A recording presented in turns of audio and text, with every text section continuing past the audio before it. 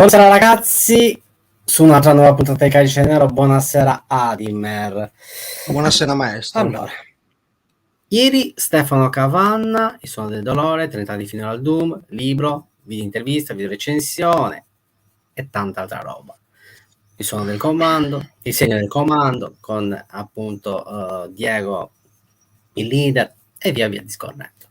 Oggi abbiamo un altro musicista, un gruppo che siamo onorati ad avere sul il Calice Nero, un gruppo che viene direttamente dagli States, un gruppo che fa un black thrash metal. Chi sono, Adimer? Allora, questa sera parliamo di un gruppo che è attivo dal 93, togliendo alcuni anni di fermo che hanno avuto. Quindi parliamo di 30 anni di carriera, ormai. Onorata. Parliamo degli Usurper. E questa sera abbiamo come ospite niente poco di meno che il batterista Joe Warlord. 1, 2, 3. Welcome, Joe. That's Hi, all. Joe. Cheers, guys. Cheers. Cheers How to you you. guys doing? We're doing amazingly. And how about you? I'm doing great. Everything's good. Thank you for being here at Il Calice Nero. It's a real honor to have you here, since you are one of the founding members of Usurper, and you are seriously, since you are the drummer, you are one of the pillars Lascio partire a te. of the whole band. As you say, like the rhythm section is always the most important part of our band. So thanks a lot. Absolutely. I appreciate you having me. Very honored to be on here. Thank you. Praticamente l'ho ringraziato di essere qui, quindi classico per ringraziamento iniziale, perché comunque lui da batterista è intanto uno dei membri fondatori, però parliamo comunque della parte ritmica della band, che sappiamo benissimo essere, diciamo, la parte fondamentale, il pilastro portante della band. D'accordo. Allora, io partirei con la prima domanda, che è un po' il classicone iniziale mio, specie per quanto riguarda i membri fondatori. Cosa l'ha portato a fondare Usurper nel 93 e cosa lo ha portato a mandare avanti questo progetto, questo gruppo per tutti questi anni? So my initial question is like the typical one that I'm doing in the beginning of an interview, especially with one of the founding members of the band, which is how did you come up with the idea of Usurper, and how did you get to know about the guys involved in Usurper, and what also took you to keep the band going for all these years, even though there's been a time period that the band were not active? Yeah, man, oh man, fuck. We've been playing since we were in high school. You know, we had a death metal band when we were little kids, and we wanted to do something that we wanted to hear. It just seems back in those days, the death metal bandwagon, everybody was jumping on it. And we wanted to do something not different, not reinvent the wheel. We wanted to play something that we want to hear that nobody else was really doing. I mean, fuck. That brings back, I mean, we're so fucking old. You're bringing back 30 years. But we're really close friends, and fuck, one day we were in one band, the next we substituted a band member for another, and we were kind of on our own, and we just started writing stuff. We're like, yeah, man, this is what we always wanted to do. This is the shit we wanted to do. And it kind of just happened like magic. We just, like, the demo that we did in 92, those songs we all wrote together. There was no, here's this, learn that, here's this part. We together collaborated and we wrote everything. We were doing some cover songs, like we were doing a Sam Hain cover. I think we were doing Black Funeral. We were just doing stuff that we wanted to have fun and true metal. I mean, everybody was jumping on the bandwagon at the time. We were just like, you know what, fuck, let's just do what we want to do. Our plan was never to tour or do anything big. We just wanted to do something that we really wanted to do. So basically just for the love of music and hanging out more, and obviously metal, as you said, more than just, let's just do it and it is what it is. Like, you just hang out, basically. I mean, absolutely. To us, metal isn't getting in a room with guys and listening to metal. Metal is more a way of life. You know, it's everything. It's not just listening to metal. It's who you are, how you feel, how you act, how you write your music.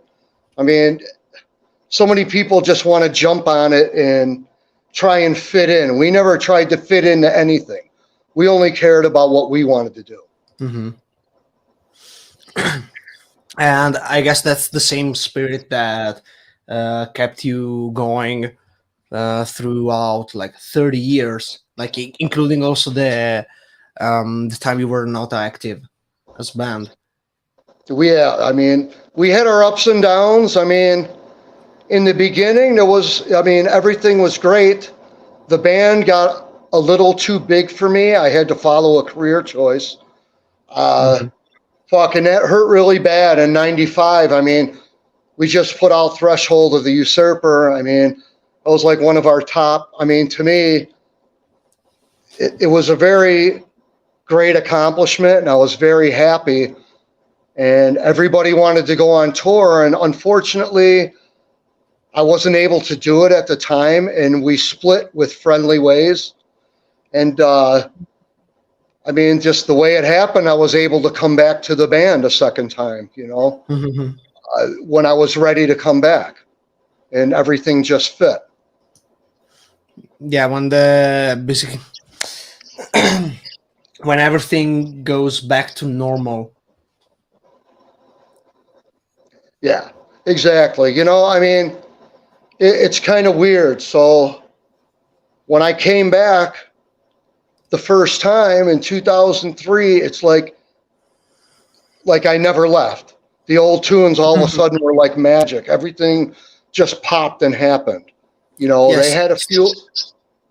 They had a few albums out that I was not on, and they were great albums. I mean, heavy as fuck. I fucking love them.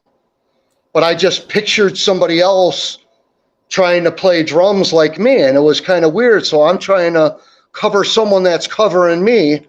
So instead of doing that, I took the songs and I just did all my own thing. I was like, well, let me have the songs without drums and let me do my thing. I don't want to, you know, and I don't know if that's the right or wrong thing to do. I just know with Usurper, the way I approach the drums is a little different and backwards from other drummers. Yeah, because I guess, and then if you want to, we can go into like the translation part.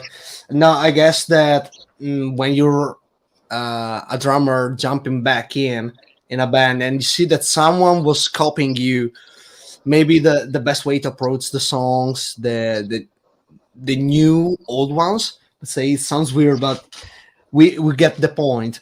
I guess it's the best approach to know, okay, this part is like approximately like this, but when it comes to feels, I will do my thing. I will approach it my own way. So it sounds natural for you as a musician. Exactly. Those albums that I weren't on, I kind of had to laugh. I just could feel the flow. I didn't even have to think about it. It just happened. went, and It just happened. And Dave Hellstorm was a great fucking drummer. I know the guy personally. Great drummer, great guy. And he was trying to live up to my expectations, and I thought he did a great job. You know? And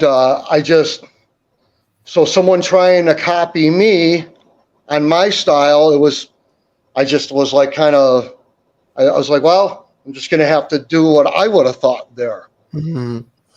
So, but it was, all in all, it was a great time. And I mean, some of the most fun in my life is being in Usurper.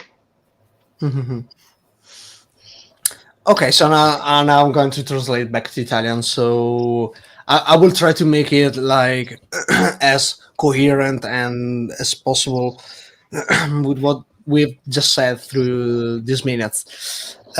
Praticamente lui è stato uno dei fondatori appunto degli Usurper, perché praticamente conosceva i ragazzi che all'epoca c'erano nel gruppo già da tempo, perché suonavano assieme tra le superiori, o comunque facevano parte della cricca, chiamiamola così, dei metallari della zona. Quindi era una situazione di ci mettiamo assieme, suoniamo qualcosa, ci divertiamo, eccetera, viene fuori qualcosa di carino, e è così che è nato, che è cresciuto poi Usurper, ed è questo lo spirito che ha voluto mandare avanti nel corso degli anni. Sì, perché ci sono stati musicisti che sono andati e venuti all'interno del gruppo, però alla fine succede, quindi non è nulla di grave. Però voleva che lo spirito base del gruppo rimanesse lo stesso sempre. Lui si è allontanato personalmente nel 95/96 per poi rientrare nel 2003, perché ha detto sì, le cose poi sono cambiate. Era appena uscito lo split con Threshold of the Usurper, e sì, stava prendendo una piega diversa, quindi non si trovava più personalmente bene al 100% all'interno del gruppo, e ha deciso di praticamente tornare nel momento in cui si sentiva che il gruppo avesse ancora lo stesso spirito che aveva all'inizio, e così è stato. Ha detto che quando si è aggregato al gruppo nel 2003, ha sentito come se non si fosse mai allontanato, e ha detto che sì, ci sono state delle uscite dove lui non compare nel mentre come batterista, però ha detto che appunto il batterista che c'era prima, che parliamo di Dave Hellstorm, scusami, sì, grandissimo batterista, tra l'altro lo conosce di persona, si frequentano anche, quindi nulla di nel senso che non ci sono stati malumori, o che è venuto fuori praticamente che quello che ha sentito praticamente nel periodo in cui lui non c'era, che si è creato quella sorta di batterista che cercava di, tra virgolette, imitare lui, quindi appunto Dave che imita Joe, okay. E Joe stesso si è ritrovato nella situazione di dover inizialmente imparare un clone di se stesso, e questa cosa all'inizio l'ha un attimo fatto tentennare, perché sì, appunto, bravissimo batterista, ma suonava troppo falso per lui. Quindi cosa è successo? Le canzoni nuove che si è dovuto imparare, gli ha detto agli altri: benissimo, mandatemele senza batteria e io faccio le mie cose. E è venuto fuori che effettivamente se sai un attimo com'è l'andazzo della canzone, vuoi renderla tua, puoi farlo tranquillamente, nel senso che finché non viene snaturata la canzone va perfettamente bene. Poi un'altra cosa che si stava dicendo è il fatto che appunto lui, riprendendo in mano anche le vecchie canzoni in cui lui c'era, è venuto tutto così naturale che non gli sembrava neanche vero. Quindi si è ritrovato a ricordarsi a memoria le canzoni senza, fammi passare il termine, quasi rivederle. E appunto questa è una cosa che stiamo andando avanti da 30 anni praticamente, e appunto vuole che rimanga così praticamente come situazione generale. Perfetto, salutiamo Fransce Kali e Giampa L, i nostri abbonati. Fransce Kali poi alla fine a puntata con accedere, il suo progetto, la sua woman band, va in onda per un mese e mezzo di promozioni. Salutiamo Mina City. La domanda che vorrei porre è questa. Gio, come sei riuscito con i tuoi pattern di batteria a creare quella verve maledetta e allo stesso tempo avvolgente, penetrante per l'essere umano e all'interno della tua composizione stessa, della batteria? Cosa passa all'interno della tua mente per creare questo quadro particolarmente fuorviante e maledetto? So, this is the kind of question that he knows it, so I feel deliberate to say that. He is making this fucking tricky questions, and I fucking hate him for that.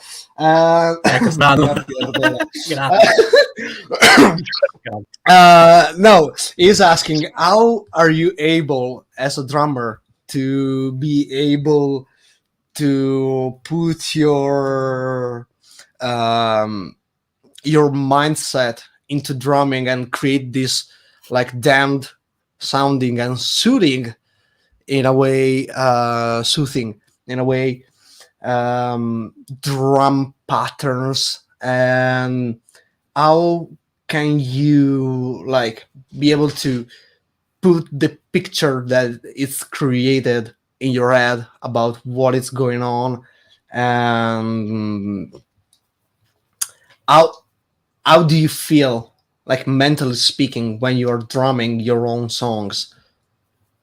You know, I really like that question because that describes me perfectly, because I just don't approach and play the drums. I mean, most drummers, I mean, they're just drummers and that's what they do.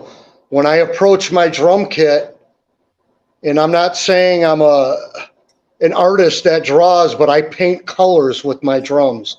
So when I'm playing and I'm about to write something, it's more like art, and I'm trying to paint a picture and make it.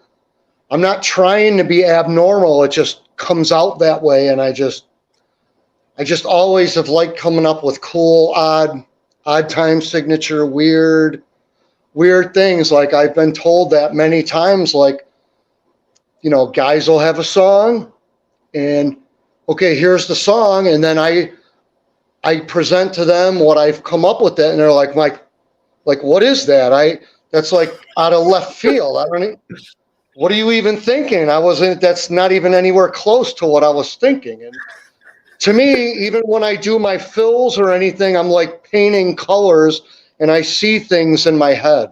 I don't know. It just happens naturally. You know, I'm not reinventing the wheel. I always love to be creative. And, you know, it's not about being the fastest or the slowest or how good you can be. It's what is best for the part and what gels in. I mean, a lot of death metal, thrash metal, grind, black metal, you never hear them closing their hi-hat and actually digging into a groove. You know, there are guys out there that do it, but there's very few. Usually everything is, you know, you throw the album on, it's fucking great music, but But once in a while, you hear those drums that are just, they stand out, and it's just somebody that's thinking outside of the box. I've always been like trying to paint colors and trying to be an artist on the drums. I mean, everybody says, well, a drummer can't read music. Well, I stand correct. You can read music, sheet music, but I mean, to try and make the drums sing is something different. Yeah, you can. It's like following a script. It doesn't really come out like maybe as you wished it came, because you may go like, okay, but I feel that it's needing something different, but the sheet music is saying that I need to do it that way, and it feels like forced in a way. And I can agree with you with the fact that sometimes you don't enjoy doing something when it's not like put the way you feel it should be. Exactly. The other thing, you could take 100 drummers, no matter who they are.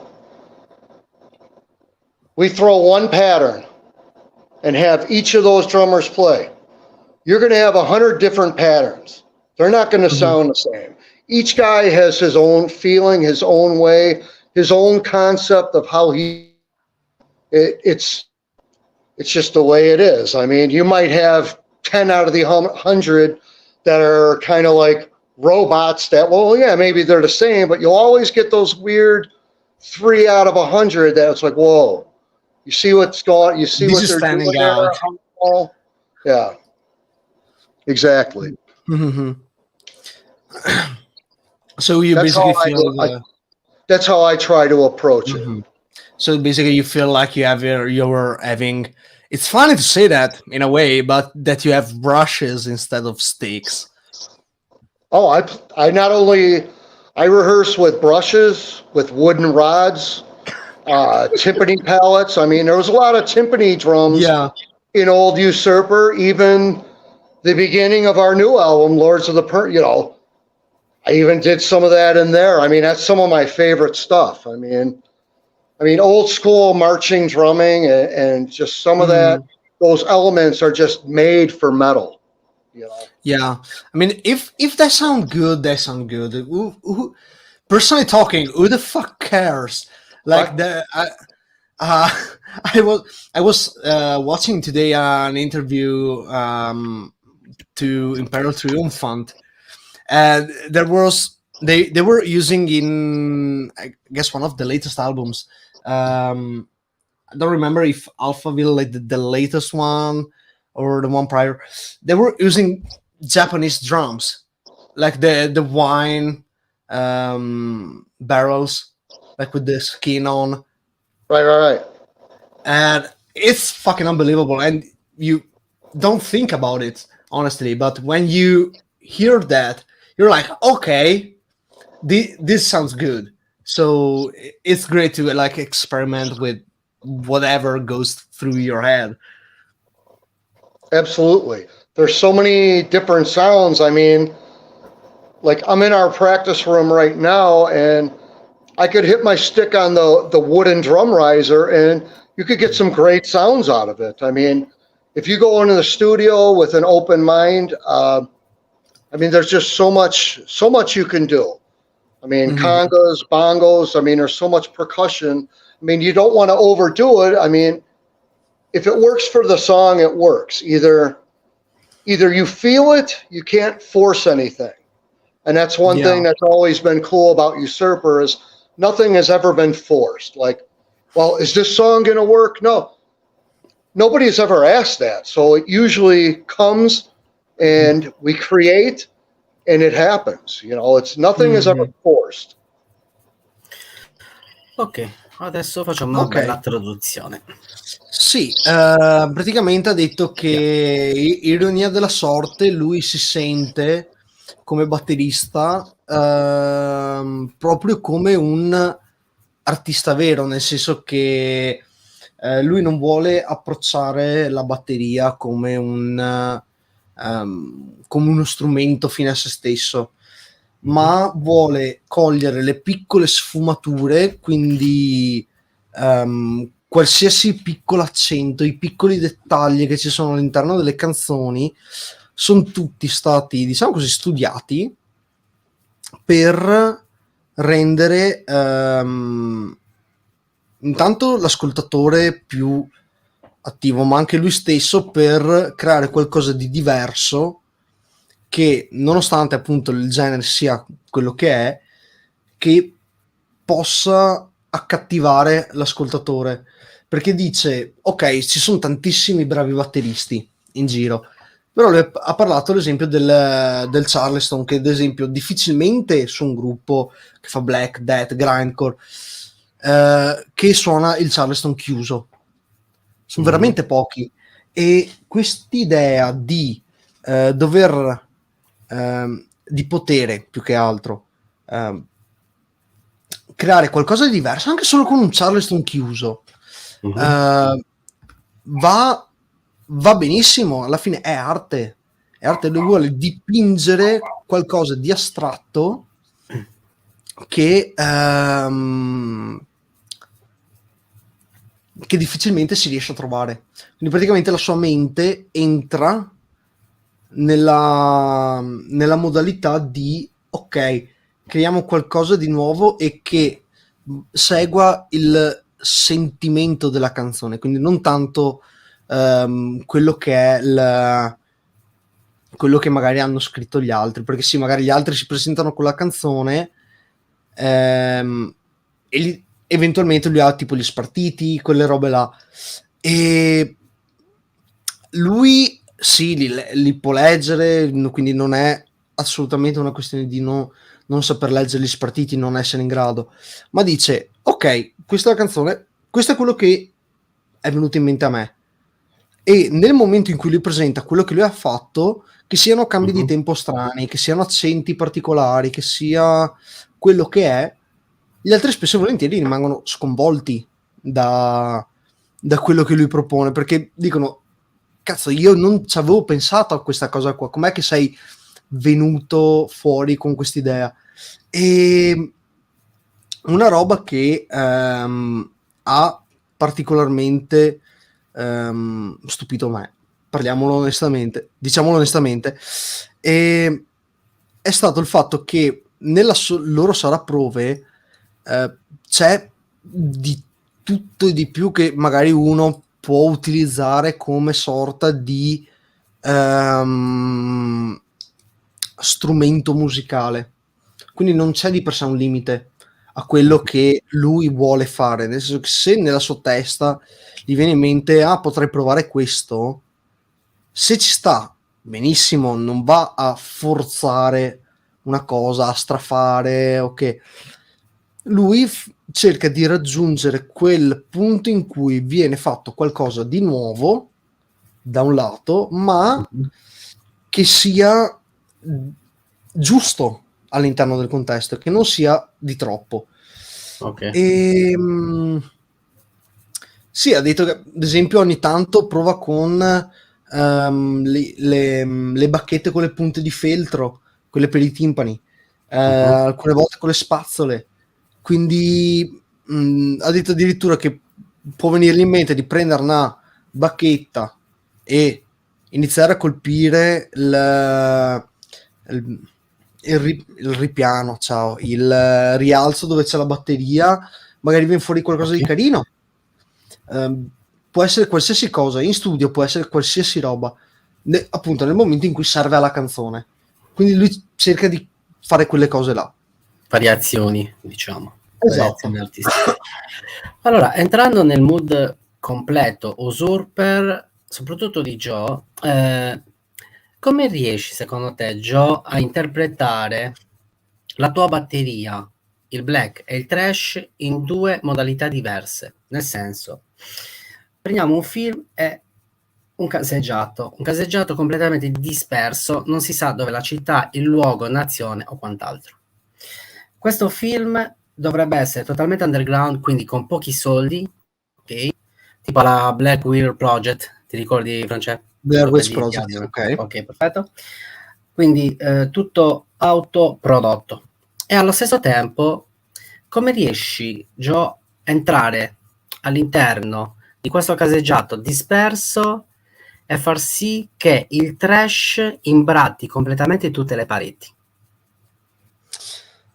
Okay, this is another tricky question, so I will try to like make it as accurate as possible. So bear with me for a little. Is asking how can you bring out your black and thrash influences, put them in the music. I will talk it like the in a more informal way. So let's say you are involved in a movie, like an homemade movie, like as we were saying, like a Blair Witch Project kind of movie, and you find yourself in this like abandoned village, group of houses, call it whatever, abandoned, like completely left alone by itself. And you are going through this this village, and you have to paint the houses with your thrash drumming, for example. How do you think you will be able to do that? The mic is turned off. Aspetta, ok. Rooftop to rooftop. Rooftop to rooftop. Yeah. Okay. I've always been over the top. I've always been told that. Jumping off of roofs, climbing buildings, however I got to do it. Mm-hmm. So you're going to like let the paint drip from the rooftops rather than just going through the walls. It would be like a bazooka climbing. Okay. Okay. Now it makes sense. Questo non me l'aspettavo, perché adesso il bazooka direttamente a posto. Praticamente la faccio molto breve. Ha detto che di per sé lo farebbe da sopra i tetti. Abbiamo capito il modo, quindi non mi dilungo troppo sulla risposta. Praticamente si metterebbe a sparare vernice dall'alto, perché ha detto che lui vuole fare le cose oltre quello che è la base. Quindi molti gli hanno sempre detto che è così lui come batterista.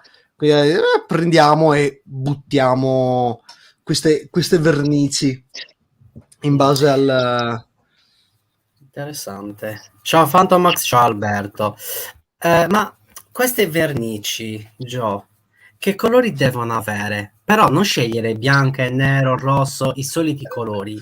Cerca dei colori folli, colori che quasi gli altri esseri umani non hanno ancora pensato, e tu sei talmente avanti che pensi prima degli altri. Quindi un qualcosa veramente di folle. Quindi creare proprio quel mood black trash con il metal che spacca ogni singola cosa. Now I'm just going to say that I'm going to fucking kill him. But...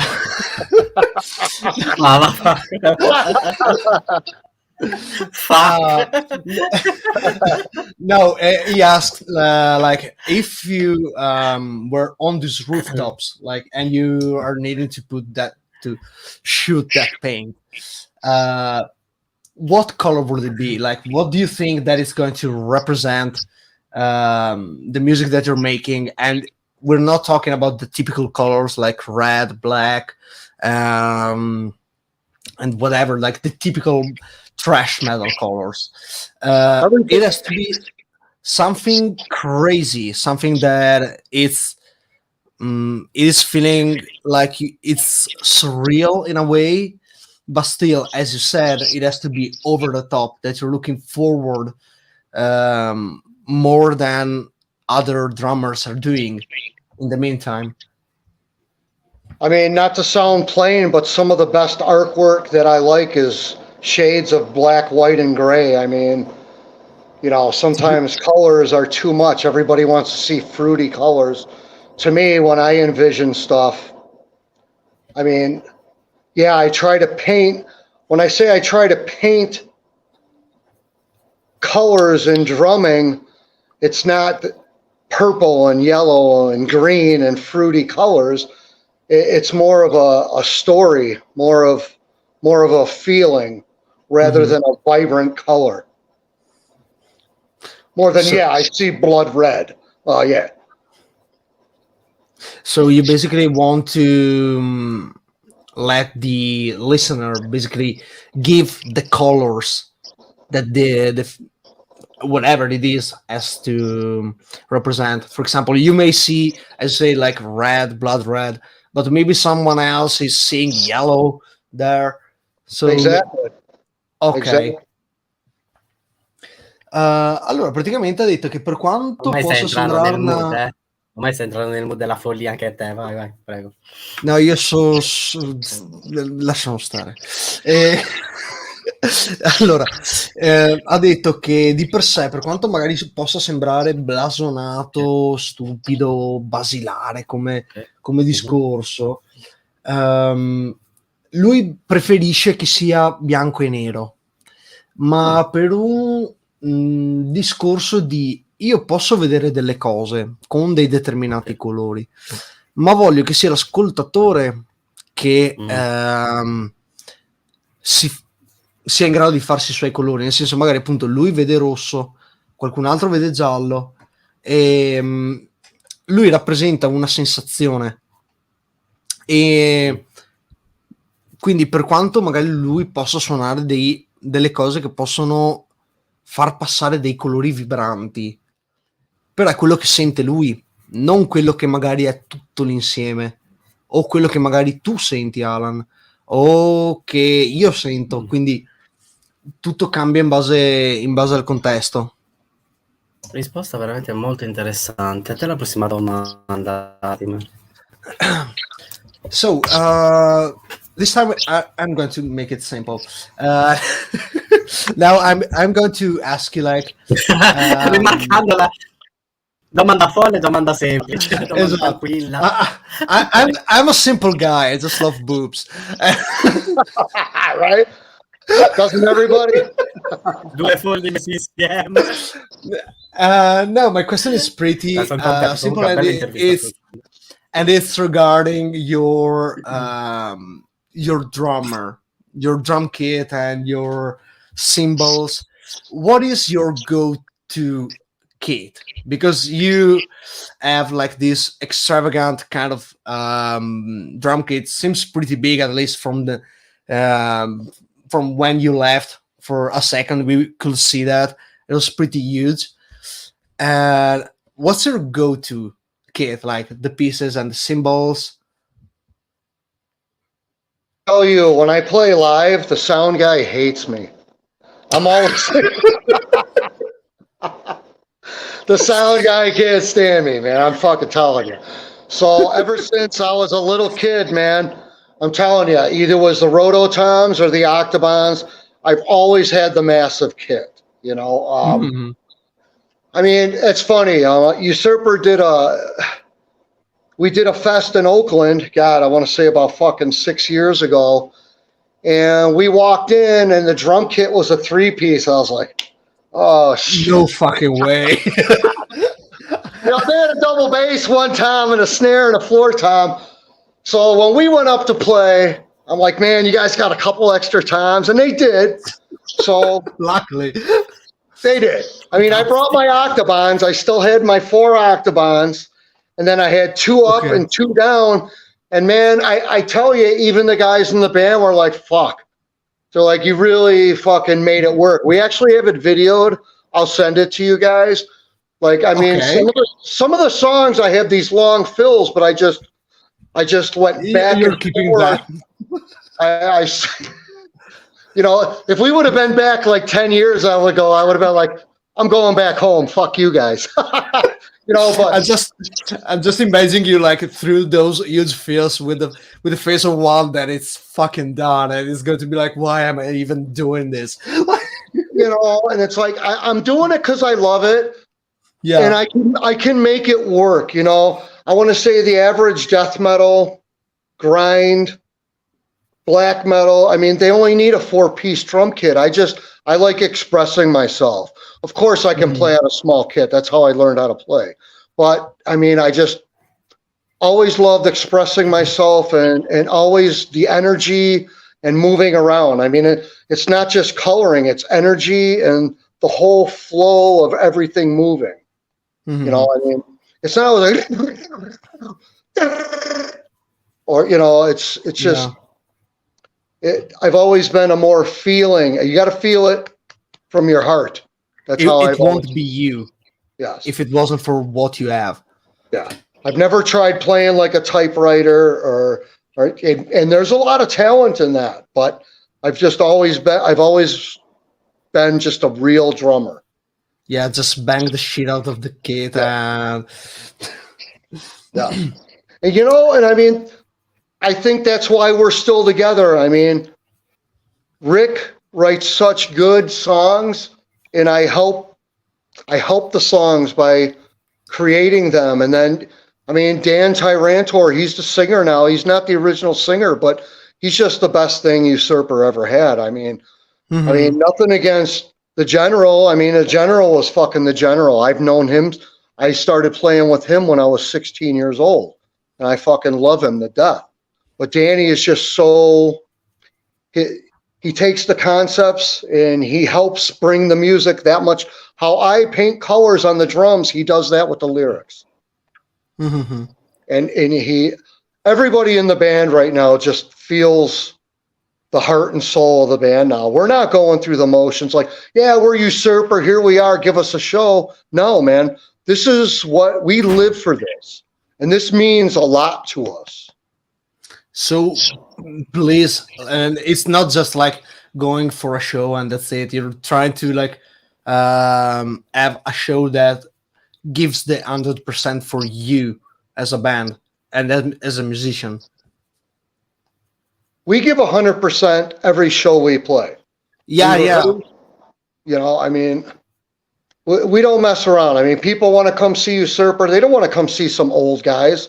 We're fucking with Ben Gay and fucking whatever else. I mean, they want to see Usurper, and we promise we deliver. That's what we deliver. We rehearse hard, nonstop, show or not. I mean, me personally, I don't care if I ever play a show again. I play drums because I live and love to play. That's what I do. That's what I'm here for. Yeah, I can totally see the point. I was just wondering because I had a picture of your drum kit open here, and I was trying to figure out the sizes of the actual shells. Is it like a 8 inches, 10, 12, 14, 16, 18? Like two... So actually, it's right behind me. It just gets buried by the octobans there. So I got an 8, 10, 12, 13, 14, 16, 18. And then I got the lower set of octobans, which are all 6-inch with the different depths. So I also have the full set, the high set of octobans, but I just don't have the room on my riser. You know, I just don't have the room. My cymbals makes sense.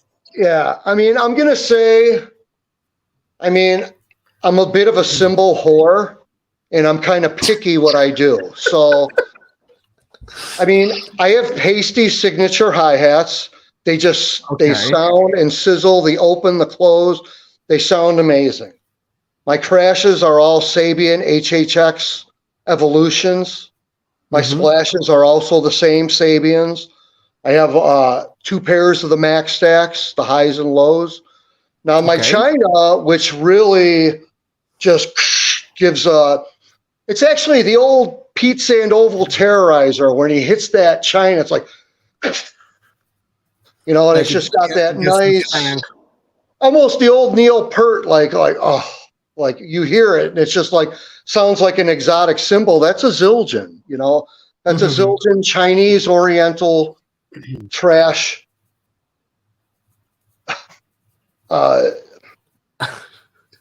Sometimes it's difficult to remember like Zildjian symbols names because they're so well, my ride, mind you, I've been using the same ride in the studio I mean, some people may be like, well, I don't care, I don't hear nothing, but I mean, I've been using the ping ride. It's an 18-inch ping ride.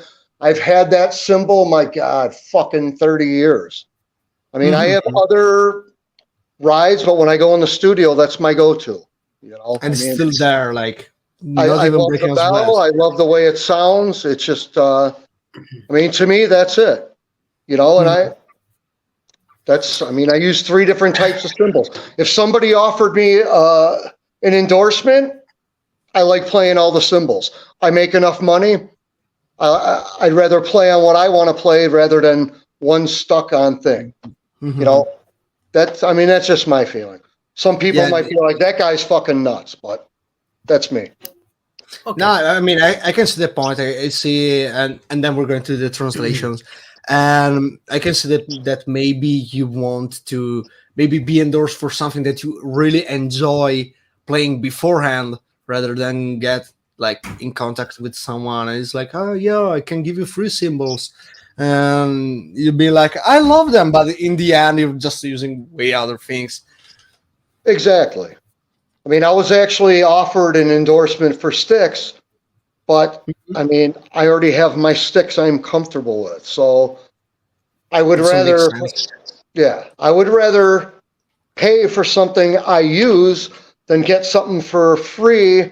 It wasn't even free. It was at cost. And then I strictly have to use those. Nah, no thanks. You know, I mean, I use too many things. Like you said, I use the brushes, the wood rods, the Timberley rods. I mean, there's too many different things that I use to be stuck with one thing. I can totally see the point. Yeah.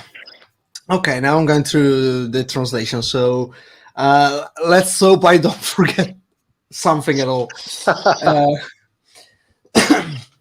Praticamente gli ho chiesto appunto, parlando del suo kit, siccome prima l'avevamo visto per caso, che si era allontanato un attimo, quindi si riusciva a vedere, che era relativamente enorme, e io tra l'altro avevo una foto aperta del suo kit ed è effettivamente qualcosa di giganormico, perché ha 4 tom, 2 timpani, 4 tamburelli, è una valanga e mezza di piatti, quindi è qualcosa di enorme. E appunto gli ho chiesto qual è il suo kit preferito per da poter suonare, cioè che conformazione di kit. E ha detto, se è quello che uso io generalmente, perfetto, se no faccio fatica. Ha parlato di aver usato rototom e svariate tipologie di tamburi nel corso degli anni, e alcune volte gli è capitato anche di dover, come si dice, utilizzare batterie più piccole rispetto a quelle che usa adesso, che ha in sala prove adesso. Ha detto che per lui è difficile. Una volta si è ritrovato una batteria con 2 gran casse, un timpano e un rullante, e si è spaventato perché sì, aveva i tamburelli che ha alti, però è andato in giro a chiedere se avessero qualche tom da prestargli, perché se no non sarebbe riuscito. E infatti sì, ce le avevano per fortuna, però comunque non aveva la stessa sì, perché aveva dei fil lunghissimi, quindi non avendo gli stessi pezzi lui si è trovato nella difficoltà di dover cercare di ricrearli, di sistemarli sul momento, riuscendoci a fatica. E infatti anche gli altri della band hanno detto che effettivamente non è lo stesso. Ciò non esclude che lui non sappia suonare su un kit piccolo, anzi non diciamo assolutamente questo, è solo una questione di se per Usurper gli serve questo lui ha bisogno, e non è nemmeno una questione di sono negli Usurper quindi bla bla bla, no, è una questione di quello che voglio trasmettere ha bisogno di questo. Quindi infatti anche quando cercano concerti non è mai abbiamo bisogno di un concerto, è un vogliamo fare un concerto, vogliamo portare fuori le nostre emozioni. Infatti quello che tra l'altro lui trasmette la batteria lo trasmette anche il cantante con i testi, ma è una cosa che si sta diffondendo all'interno della band. E per quanto riguarda lui, appunto, si è creata tutta questa sorta di situazione di più grande è meglio è, quindi che è un po' quello che ha detto anche lei, ma appunto per quanto riguarda la batteria, poi per i piatti di per sé lui si definisce un cymbal whore, nel senso che anche là più piatti ha meglio è.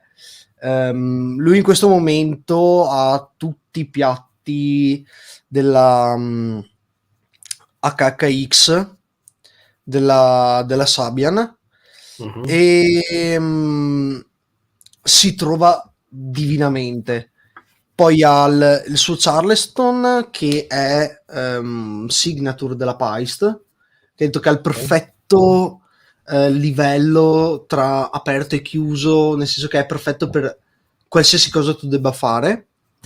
E poi ha Splash della Sabian, se non mi ricordo. Sorry, can you remember me the brand of your splashes? Is it like Sabian? Wait, you have the 7-inch splash and the Max Staxes. Yeah, but what brand is it? Sabian. Sabian, ok. Quindi si conferma che sono Sabian e ha anche dei piatti di effetto che sono sempre della Sabian, che sono 2, e poi ha un Sabian, un China della Zildjian che ha il suono perfetto per quello che è, nel senso che suona proprio come un piatto orientale, quindi è proprio quel classico suono da China che uno si aspetta di sentire. E anche per quanto riguarda il Ride, che ha lo stesso piatto da 30 anni, che è della Zildjian, lui lo usa in qualsiasi situazione e non ha mai perso un colpo, nel senso che è ancora là che va, resiste, non si rompe, non dà cenni, non dà un cazzo. Allora, voglio proporre la mia domanda, poi leggiamo quella domanda, appunto la domanda di Agamante, e poi chiudiamo in bellezza con l'ultima domanda del canale di Rito. Diavolno. Allora, che sei bastardo. Allora, la domanda che vorrei porre a Gio è questa. Gio, quanto è difficile, ora come ora, a identificarsi come genere il black thrash metal rispetto agli anni 90? Lo so, è una domanda che sicuramente ti hanno chiesto e ti hanno posto in varie persone. Però ora come ora le registrazioni sono facilitate grazie alla tecnologia, quindi grazie alla evoluzione dell'essere umano stesso, perché è l'essere umano anche che ha creato appunto e ha evoluto la tecnologia stessa. Rispetto agli anni precedenti, quindi agli anni 90, quindi quegli anni 90 che non c'era la tecnologia come ora, non c'erano le parti facilitate artistiche. Quindi secondo te, Gio, Usurper, se erano nati proprio negli anni 90, stile appunto quando c'erano Mayhem, Burzum, Emperor, tutti gli act più importanti dello stesso genere, che tipo di rilievo avrebbero avuto la band rispetto a ora? Lo so che è una band che è nata negli anni 90, ok, però poi ha vissuto il nuovo millennio anche. So this question is about like the evolution of Usurper, and is asking since it all started in the 90s and now we are in 2023. How do you see that the band has changed through the years in terms of recording process? Because obviously recording environments evolved as mankind did, and the question is more regarding about the technologies involved during the recordings. So how do you see that it changed for you from the 90s until the latest release that you've done? And do you think that it's more difficult as of right now to bring out that like black thrash sound that you were used to make in the 90s? Not saying that you're playing something different at all. It's just like the same quality in recordings and the same vibe in a way. And do you think that bands that evolved in the 90s could have benefit as well? Like he was making the examples of Mayhem and the one-man band with that starts with the B. And do you think that may have benefited from something like what we have now back then, and changed the approach you had back then as well? That's a good question. I'm not sure how other bands record. How you could benefit, I mean, honestly, we have never changed. We still do the same thing. We still record in a live atmosphere rather than we record one at a time. I know many bands do that. I mean, to me, old school black metal, the feel for that, I think that's more of a live setting rather than you've got the one guy do this and then you go here and do that, and you got the click track. But I don't know how they record it. I just know the old school feel, how I feel and hear how it sounds. We've never changed that. We've never used technology for an advantage. I've seen bands, I've heard bands record, and I've heard their studio work, and it's amazing. And then I see them live, and it's like kind of a different band. And I mean, but usually every band that we go to see live is always better than their live recording. I mean, I'm sorry, than their studio recording. You always want to be blown away by a live situation. Who wants to go and hear the studio album? You want to hear aggressive, strong force. I mean, the last album we did, we didn't do anything different. We've recorded since day one. Do we have different gear? We have different gear. Do we have a different studio? We have a different studio. Do we have a different engineer? We have a different engineer. I mean, there's bands that are still chasing their tails. I mean, by no means am I downgrading anything. Listen to Iron Maiden. They can't capture what they did. They're still chasing their tails. I mean, when's the last great album that they did? I mean, but I don't know. Maybe I'm out of line saying that, but you can't. All you can do is keep doing what you do and how you do it. I mean, it's the way it is. I mean, I don't know. It's too hard to explain. Mm-hmm. Yeah, but no, I can see the point, because even nowadays you hear bands like saying, "Yeah, there won't be anything sounding as you said, Iron Maiden, for example," and it's good because, as I've said as well, if you never try to get the actual vibe of the band, it doesn't make fucking sense to record any music at all. Like, seriously, if you're not able to bring out what you can replicate live, as you said as well, then why the music? It's not music, it's like a sport. It's athletics. Doesn't make fucking sense. Exactly. There's no plan. There's no screen. You can't do the X's and O's and this is how it's going to go and it's going to be great. Everybody's going to love it. No, not true. No. Praticamente ha detto che sì, di per sé non è cambiato quantomeno il loro approccio di registrare, di fare musica, nel senso che ovvio non so adesso come magari registrano le band di adesso, ma sa come registrano loro. Loro vogliono replicare l'aspetto live, e magari adesso ci sono gruppi che lui ha detto magari adesso ci sono gruppi che registrano uno strumento alla volta,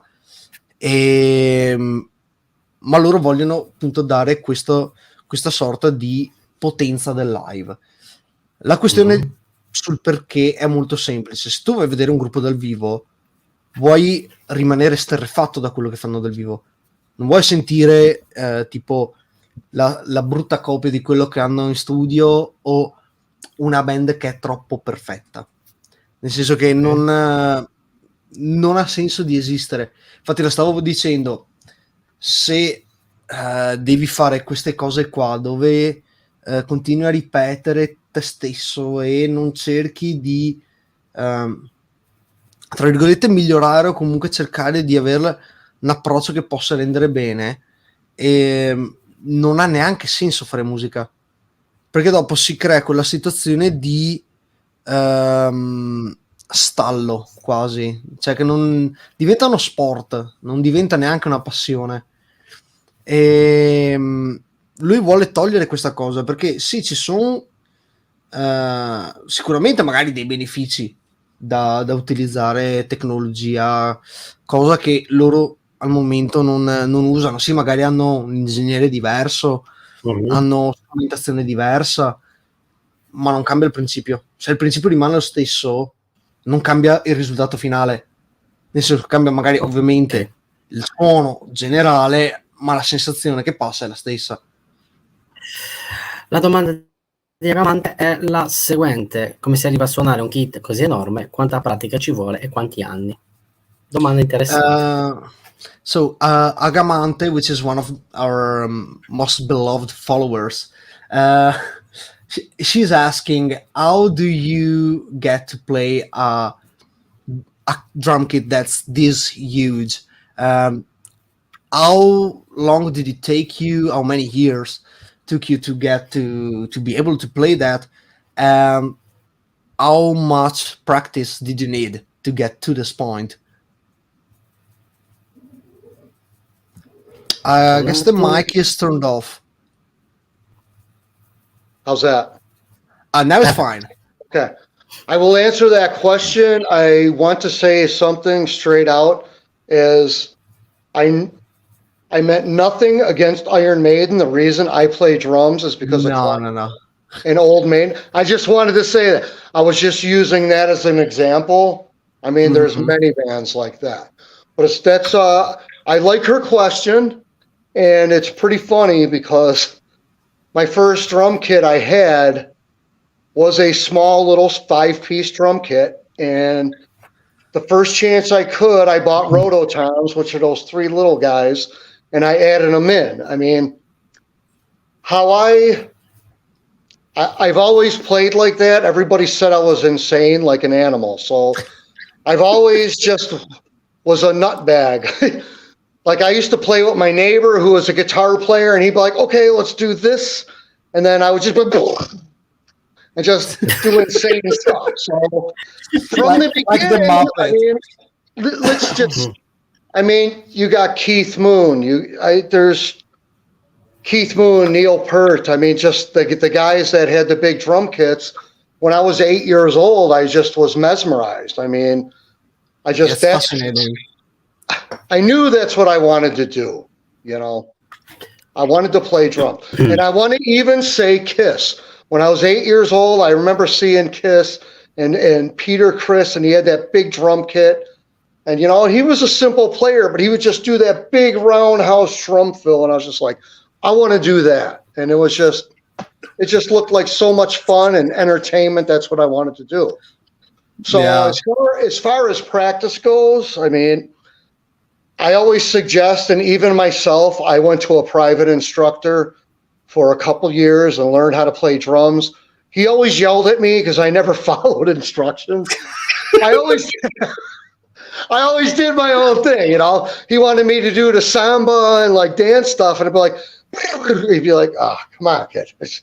But I mean, I always wanted to do my own thing, but it's not difficult playing on a bigger kit. I mean, I suggest playing on a smaller one, but if you start out on a big one and you feel and you have fun, it's just, if it works for you, it's going to happen. Mm-hmm. I mean, I know there's a lot of drummers that played bigger kits when they were younger and then they shrunk down, which, I mean, Stuart Copeland from the Police, let's say, for example, I mean, he does so much with a small drum kit, so much tasty stuff. I mean, you know, sometimes smaller is better, but I mean, if you can, I just like doing all aspects, you know? Mm-hmm. Yeah, whatever fits, basically. Yeah. Hopefully that helps her out. No, it does. It does. I started out with the big kit. So, I mean, when I hit a 5-piece, like I said, I added the rototoms right away. And even the guys in Usurper, Dead Youth, you can ask them. I've always, this guy's a maniac. What's wrong with him? So, allora, Agamante ha appena risposto alla tua domanda, perché ho appena visto che sei comparsa tra i commenti nella chat, quindi guarda, ti dico subito la questione, parlo al tu. Praticamente ha detto che ha iniziato praticamente da subito con una batteria così grande, nel senso che lui ha iniziato da subito con un kit a 5 pezzi, quindi the 5-piece kit was just 1 kick or 2 kicks? 1 kick. 1 kick, ok. 1 kick. Quindi praticamente con una gran cassa rullante e 2 tom e un timpano, quindi molto molto semplice. Quello che lui ha fatto appena comprata quella batteria là è stato aggiungersi altri 3 tom a parte, i cosiddetti rototom, e quindi già da subito ha iniziato ampliando tutto. Infatti moltissimi gli dicevano che fosse un animale, perché ha detto che sì, ha preso delle lezioni, è andato un paio di anni da un maestro, o comunque ha preso lezioni in generale, ma si è formata quella sorta di situazione in cui anche il maestro si era, fatemi passare il termine, rotto le palle di lui, perché qualsiasi roba doveva far partire la mega rullata. Quindi sì, era una situazione molto molto divertente. Posso chiedere quanti anni ha? Agamante is kindly asking you if you can reply and say how old are you? 25. No, I'll be 50. Per leg. Pensavo 19 anni. I'll be 53 in July 26th. 53. Okay. Yeah. So that's funny you said that about the single kick. So my kit after that I bought was from my drum teacher. It was a 1970s. It was a Ludwig Vistalite Octoplus kit. I had a 20-inch floor tom, and it was a single bass, and I put the floor tom on the floor, and that's how I started playing double bass. I had a 24-inch left kick, and my right kick, I used a 20-inch floor tom. It was insane. No, I asked you about it because you were saying like, yeah, I got a 5-piece kit, but we never disclosed what kit was it. And since you said you were an animal and you wanted to get big, and like as soon as you started, that's like the go-to question that I thought it was more appropriate to ask. That was an old Slingerland kit, and I got to tell you, fuck, man. I think I was 9 years old, so that's 1979, and it was a mixture of colors. So, and don't make fun of me now, but I bought some zebra-like skins and like put the zebra skins around it so they all matched. I mean, yeah, back 5 years later, you'd be a poser having zebra skins, but when I was 9 years old, I thought it was fucking cool, you know? But who the fuck cares? Like, seriously, who the fuck cares? No, I thought it was cool at the time, man. Now, I will go on with the reply because I was finishing to translate the thing. Praticamente stavamo dicendo inizialmente per quanto riguarda la batteria, sì, che lui aveva appunto una sola gran cassa e appunto gli avevo chiesto questa cosa qua perché appunto siccome tutti dicevano che era un animale, pensavo fosse la domanda più appropriata da fare in una situazione del genere. Poi appunto da là lui è rimasto, nel senso che ha sempre voluto dall'inizio suonare una batteria enorme, perché poi è cresciuto con esempi come appunto Neil Peart, Kate Moon, poi ci mettiamo in mezzo anche i Kiss, perché è andato a vedere appunto i Kiss una volta e nonostante faccia cose semplici quel batterista, faceva tutti questi giri mega enormici di tom, timpani che appunto l'hanno portato a dire questo è quello che voglio fare. E sì, ovviamente poi l'allenamento comunque cioè non c'è nulla da dire in merito. Ok, l'ultima domanda è questa, dopo millenni la faccio io, non so il perché, forse il fumo di qualcosa o l'alcol di qualche cosa particolare. La domanda è la seguente. In alto, sulla testa di Adhimer, c'è il calice, questo calice anticristiano con questa croce rovesciata, con questo bianco e nero, quindi sfondo nero, calice bianco, grigio, più che bianco, grigio. Joe, devi inserire una bevanda allorquanto alcolica, quasi estrema, ma senza che questa bevanda bruci le papille gustative per sentire l'amarognolo e il dolciastro allo stesso tempo, in chiave Usurper. So, as you've noticed over here, like on my head, basically over here, there's a chalice. That's the symbol of this program. Let's call it that way. Since Calice Nero means the black chalice, you now need to put an alcoholic beverage into that chalice. There is talking about Usurper. It has to be an alcoholic beverage that is not too strong, so that's not like burning your tongue or your taste buds. It's just something that allows you to get it heavily by that, but you need to feel the bitter sweet kind of beverage that it is. What do you think that it's going to be like? We used to be really, really insane. So I think now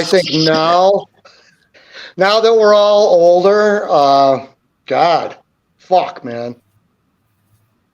Whew. I mean, we've partied so hard. We've partied enough for 50 bands. I would think, that's no joke. I mean, you look up our history and you'll see anything. I mean, it's a wonder we're still alive. I would say anything now, it would be a lighter beer. as we got older, no, I mean, like seriously, no, we're not getting soft. We're still 100% hard with our music. We're just getting a little softer with getting chaotic, you know. Mm-hmm. And especially Danny Tyrantor, he had a liver transplant, and you know, he was a big bourbon guy, and I mean, we want to be around and create music. We don't want to die.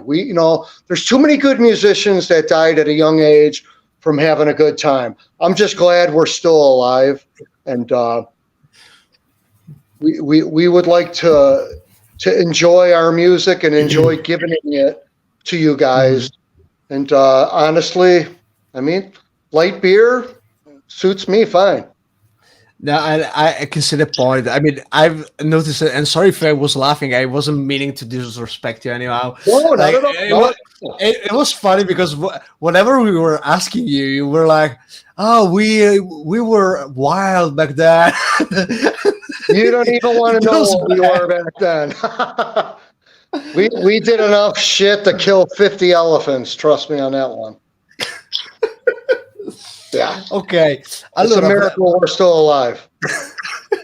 Agamante is saying that maybe a cigar that is like laid to rest in rum for a bit, that maybe can be enjoyed as well. Oh yeah, I love some rum. Ok. Praticamente ha detto sì, per motivi letteralmente di salute, nel senso che all'epoca hanno fatto festa per 50 band e ha detto lui stesso è un miracolo che siamo ancora vivi perché eravamo veramente folli, pazzi, sgravati malissimo, e ha detto ora come ora ci tocca andare con birre leggere. So che ti dà fastidio Alan, ti chiedo scusa per lui, però appunto poi perché? Tenendo conto che per il fatto che tu avessi detto no birra e se ne esce con la birra, no, però ho detto che appunto con l'avanzare dell'età, poi col fatto che ci sono stati membri della band che hanno avuto anche trapianti di fegato, quindi non possono più permettersi, proprio fisicamente parlando, di far festa fissa. Quindi loro vogliono essere in giro per far musica, non per far festone come una volta. Quindi sì. Bella risposta, perché per chi paga il biglietto assiste il concerto appunto Usurper e se lo assiste dal primo all'ultimo, come Abba quando è dalla montagnetta poi trovò Heidi. Allora ragazzi, oggi abbiamo avuto gli Usurper, in italiano Usurpatore, un gruppo che ha fatto la storia, una storia molto importante dal 1994 fino a tempi odierni, quindi fino al 2023. Un gruppo da Chicago, Illinois, quindi oggi abbiamo avuto l'onore, ripeto, degli Usurper, quindi noi vi aspettiamo con una seconda parte in appunto video intervista.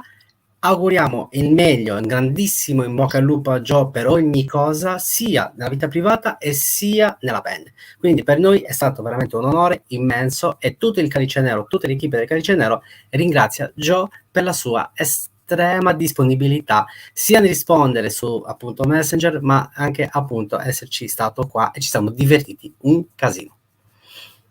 So it was saying in the beginning of the whole essay that he gave out that it is better for a band that if someone goes to a show to enjoy the band, doesn't want to end up with some sort of Abbott kind of shit that's falling down the hill.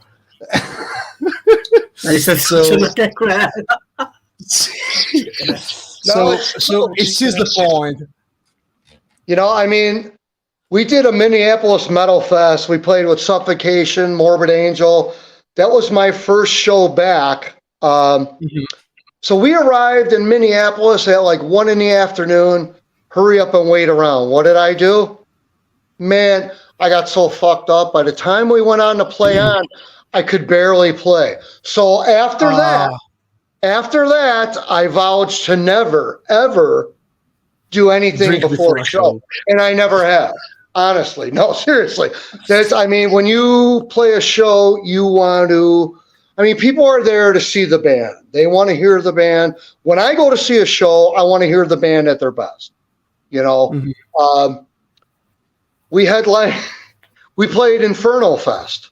I think it was 2005. Emperor was one night. We were the other night. And we flew in on a plane. And they're like, this American band, they're here. Man, they're all fucked up. Man, one of us wound up. We were fucking strip search. It was hard. Okay, I'll say it was me.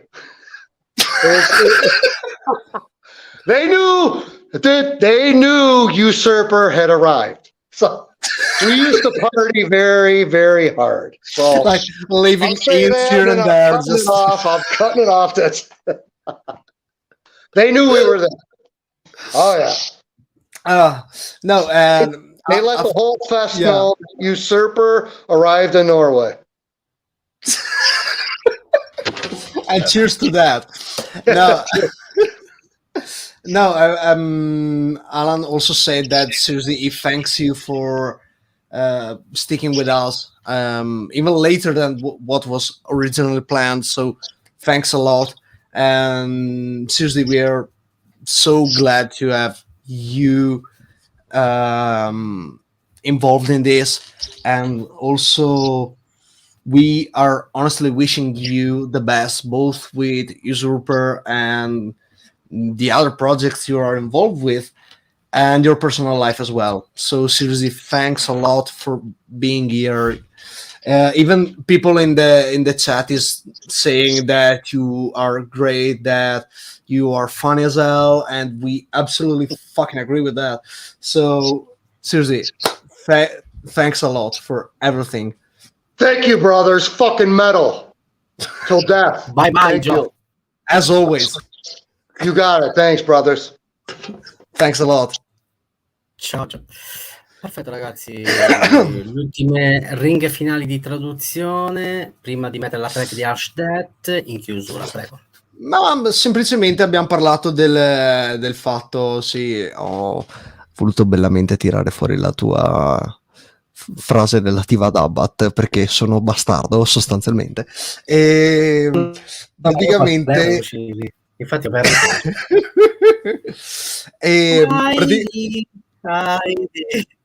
vai. Praticamente ha detto che sì, loro hanno avuto questo passato relativamente turbolento, tant'è che appunto è arrivato in situazioni dove lui non riusciva a suonare.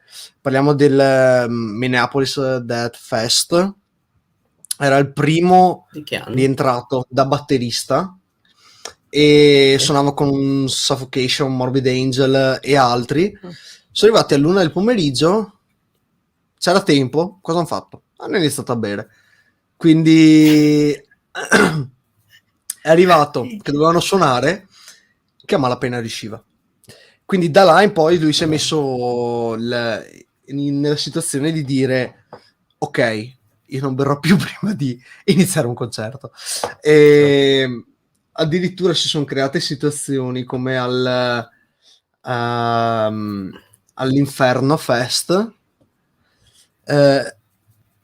si erano fatti la fama di, vedevi casino in giro, vedevi robe sparse, Usurper, sono arrivati gli Usurper, quindi ed era tra l'altro l'evento che uno dei 2 giorni c'erano gli Emperor, l'altro giorno c'erano loro, e hanno detto proprio, no, quasi pubblicamente, che gli Usurper sono arrivati in Norvegia. Quindi si è creato gli Emperor tutto pulito, ha lasciato tutto pulito, arriva gli Usurper, e poi c'era loro erano da un'altra parte, per i cazzi loro a bere come disgraziati. Detto questo, sì, ringraziava anche lui tantissimo per gli auguri e tutto quanto. Ringraziava appunto anche quelli della chat che appunto hanno commentato fino ad ora, facendo i complimenti a lui, ringraziandolo. Quindi sì, questo è quanto. Ok, Adimer, mettiamo la track, dura 3 minuti e 28 e poi chiudiamo in bellezza appunto con appunto Arshdet, Orion Wars, che è appunto la nostra abbonata Fransce Kali, un disco doom metal. 3 minuti e 28 e poi ritorniamo 2 secondi per chiudere in chiusura totale. Buon ascolto.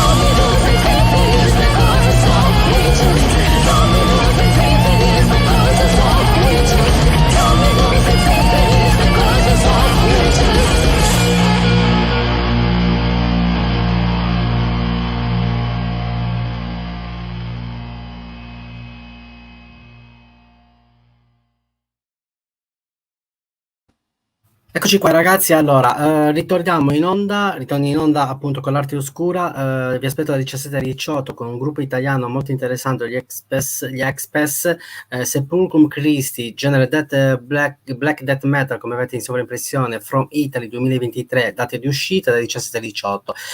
Niente, poi andremo dalle 19 alle 20 andremo su un progetto Torchlight Dungeon Synth e poi dovremo chiudere in bellezza, tutto va bene, alle 21:22 con gli Amorphis.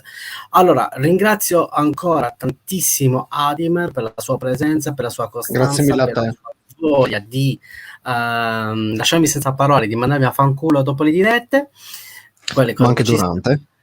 Anche durante con Abbat che non aveva montagnette, però sai com'è, le montagnette ti dicono ciao. Allora ragazzi, che cazzo, che cosa hai in mano? Cavatappi. Pensavo qualche coltello, ragazzi, o pensavo qualche altra cosa particolare. No, qua si beve, mica principianti.